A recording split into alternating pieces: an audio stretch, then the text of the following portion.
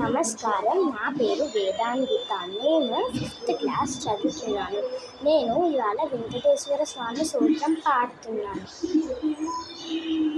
కమలాకుచ చూచుక కుంకుమతో నియతారుణితాతుల నీలతను కమలాయతలోచన లోకపతే విజయీ భవ వెంకట శైలపతే సచతుర్ముఖ షణ్ముఖ పంచముఖే ప్రముఖాఖిల దైవత మౌళిమనే శరణాగత వత్సల సారనిదే పరిపాలయ మాం వృషశైలపతే అతివేళతయా తవ దుర్విషహై వేణువేళతయాథ పరం కలహే భరితం త్వరితం వృషశైలపతే పరయా కృపయా పరిపాహి హరే అతి వెంకటశైలముదారమతే जनताभिमतादिकथानरथात् परदेवतया घडनीघमहै कमलादयितानियपरङ्कलये कलभानुरवावसगो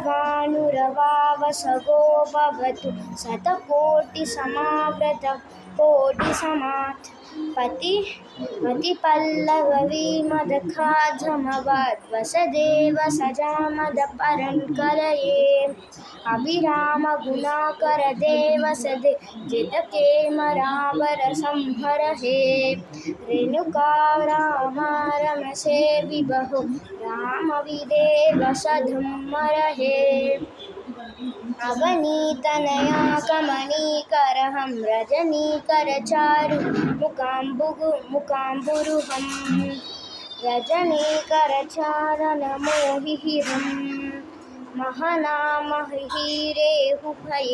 सजनीमहरं हमहं हरये.